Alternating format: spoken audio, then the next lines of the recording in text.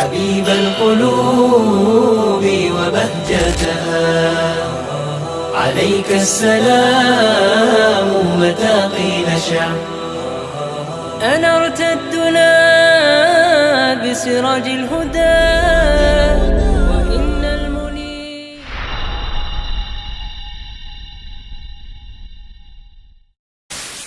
Assalamualaikum warahmatullahi wabarakatuh. Alhamdulillahi rabbil alamin. Nahmaduhu ala man an'ama alaina min ni'matil iman wal islam wa nasta'inuhu wa nastaghfiruh.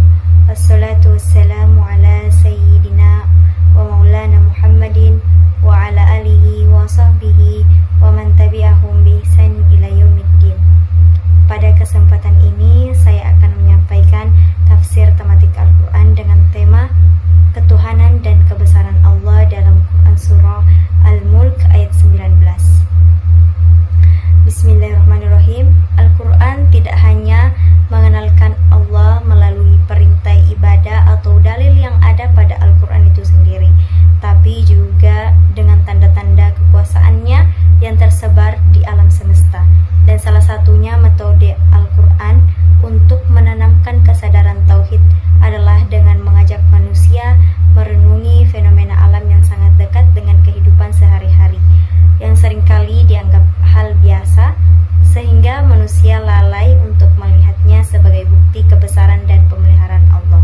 Maka disinilah surah Al-Mulk sebagai surah yang mengajak manusia menggunakan akal dan penglihatannya supaya menyadari bahwa keteraturan alam bukan terjadi secara kebetulan, melainkan dalam pengaturan Allah Subhanahu wa Ta'ala.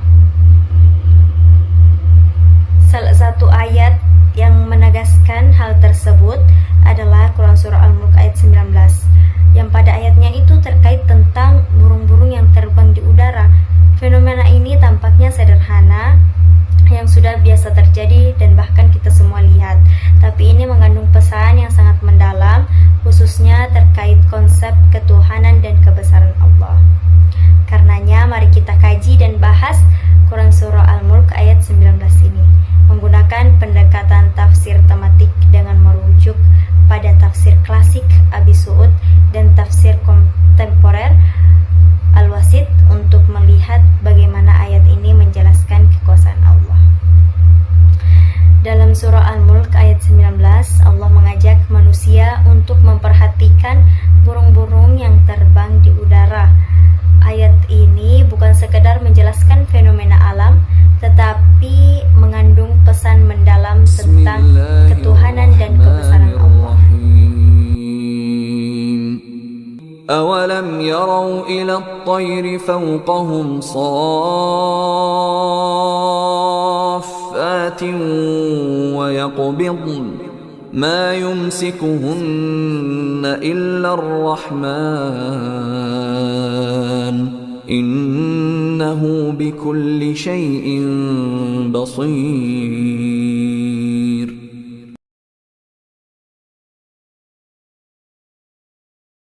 Maknanya, ayat ini menegur manusia, khususnya orang-orang musyrik, karena kelalaian mereka dalam memperhatikan tanda-tanda kebesaran Allah.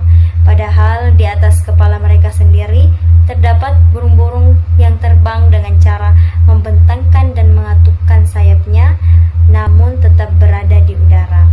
Ayat ini menegaskan bahwa yang menahan burung-burung tersebut bukanlah kemampuan mereka semata, melainkan Allah yang Maha Pengasih. Dan menurut tafsir Abi Su'ud, ayat ini menunjukkan kelalaian orang-orang musyrik yang menggunakan akal dan penglihatan mereka untuk merenungi ciptaan Allah, tidak menggunakan akalnya. Abi Su'ud menjelaskan bahwa kata sofatim menggambarkan keadaan burung yang membentangkan sayapnya di udara saat terbang, sedangkan waqobitna menunjukkan gerakan melipat atau mengepakkan sayap sesekali untuk menjaga keseimbangan dan membantu pergerakan di udara. Namun yang paling ditekankan oleh Abi Su'ud adalah kata mayum sikuhunna. Menurut beliau menurut dalam kitabnya, baik dalam keadaan sayap terbentang maupun terlipat, burung-burung tersebut secara fitrah tidak memiliki kemampuan untuk menahan dirinya sendiri di udara. Karena itu, Abi Suud menegaskan bahwa yang benar-benar menahan burung tersebut hanyalah Allah, yang dalam ayat ini disebut dengan nama Ar-Rahman. Penyebutan kata Ar-Rahman pada ayat ini menunjukkan bahwa penjagaan Allah terhadap makhluknya merupakan bentuk kasih sayang, bukan sekedar kekuasaan semata. Dari sini tafsir Abi Suud menekankan konsep tauhid rububiyah, yaitu pengakuan bahwa Allah adalah pengatur dan pemelihara seluruh alam semesta.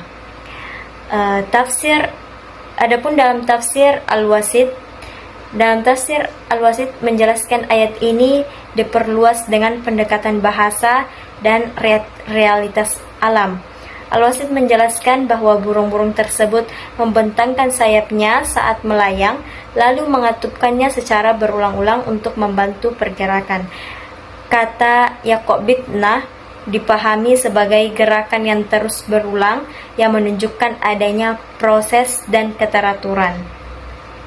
Namun, Al-Wasit menegaskan bahwa keteraturan ini tidak berdiri sendiri. Semua kemampuan tersebut terjadi karena Allah menciptakan burung dengan bentuk, sifat, dan sistem yang sesuai untuk hidup di udara. Dengan demikian, alam dan kemampuan biologis burung justru menjadi bukti kesempurnaan penciptaan Allah, bukan menggantikan perannya. Dan penutup ayatnya, innahu bikulli syai'in basir, menjelaskan bahwa Allah Maha mengetahui secara detail bagaimana menciptakan dan mengatur kehidupan seluruh makhluknya. Penekanan tafsir Al-Wasit terletak pada keteraturan alam sebagai bukti kebijaksanaan dan ilmu Allah. Kemudian dari kedua tafsir ini dapat dipahami bahwa Quran Surah Al-Mulk ayat 19 ini menampilkan konsep ketuhanan Allah bukan melalui sesuatu yang spektakuler, melainkan melalui penjagaan yang halus dan terus-menerus. Kuasa Allah bukan hanya dalam hal-hal besar, tetapi juga dalam menjaga makhluk kecil seperti burung yang di udara itu. Kebesaran Allah justru tampak dalam keteraturan yang sering dianggap biasa. Ayat ini mengajarkan bahwa kelalaian manusia sering muncul karena terlalu terbiasa dengan nikmat, sehingga lupa untuk merenunginya. Jika burung yang tidak berakal saja berada dalam penjagaan Allah setiap saat, maka manusia yang diberi akal seharusnya lebih sadar akan ketergantungannya kepada Allah. Ayat ini mengingatkan kita untuk tidak hanya melihat alam dengan mata saja, tidak hanya dengan mata, tapi juga dengan hati, agar keimanan kita kepada Allah semakin kuat dan kehidupan kita senantiasa berada dalam kesadaran tauhid. Hadza ma lana walaula an hadanallah.